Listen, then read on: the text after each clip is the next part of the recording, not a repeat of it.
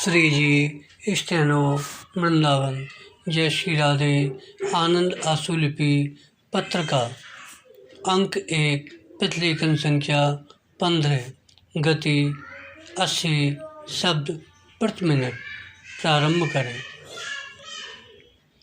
माननीय उपसभाध्यक्ष जी, मैं इस विधेयक पर जो 30 अप्रैल को प्रस्तुत किया था अपनी राय दे चुका हूँ और इसका मैंने समर्थन किया था और आज भी मैं समर्थन करने के लिए खड़ा हुआ हूँ। बराम रोजी रोटी, कपड़ा और मकान ये प्रत्येक मनुष्य के लिए दैनिक आवश्यकता की चीज़ें हैं और ये चीज़ें किसी व्यक्ति को उपलब्ध नहीं होती हैं तो फिर उस मनुष्य का जीवन दुर्लभ हो जाता है और कभी कभी उपेक्षित भी हो जाता है। बराम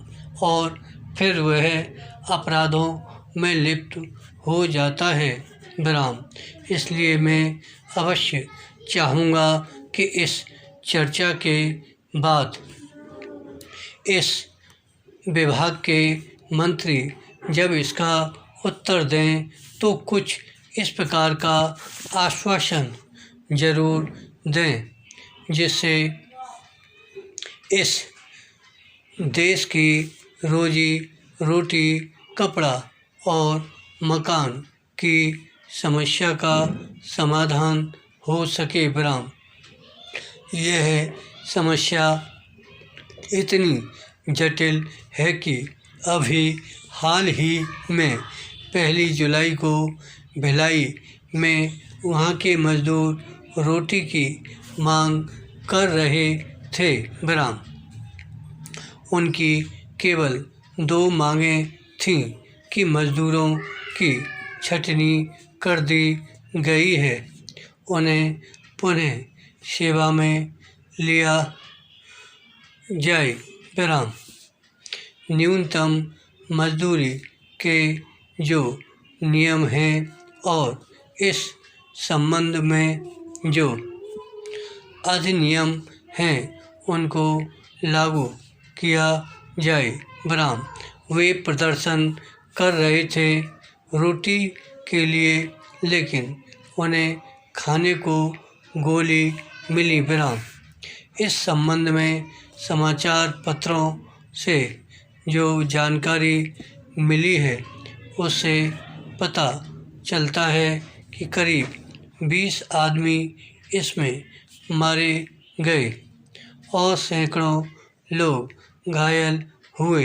बराम इससे मैं इस बात की ओर ध्यान आकर्षित करना चाहता हूँ कि यदि इन समस्याओं का जल्दी समाधान नहीं हुआ तो इस देश में जो शांति है उसके भंग होने की आशंका भी बनी रहेगी।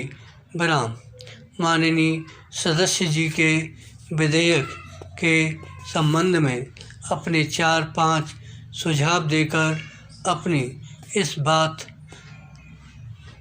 ख़त्म करना चाहूँगा, क्योंकि इस पर मैं पहले ही काफ़ी राय दे चुका हूँ। बराम एक सुझाव तो मेरा यह है कि हमारी जो राष्ट्रीय आवास नीति है और जो लागू भी है इसमें व्यापक संशोधनों की आवश्यकता है। बराम यह राष्ट्रीय आवास नीति इस प्रकार की बनाई जाए कि जो गरीब लोग हैं, जो गृहहीन लोग हैं, उनके लिए कम से कम एक छोटे मकान की व्यवस्था ज़रूर हो। बराम इस नीति में इस प्रकार का व्यापक संशोधन अवश्य किया जाए और इस प्रकार का प्रयास किया जाए और उस प्रकार से यह नीति लागू भी हो। दूसरी बात, मैं यह कहना चाहता हूँ कि शिक्षा नीति में व्यापक संशोधनों की आवश्यकता है। धन्यवाद। श्री हरदास।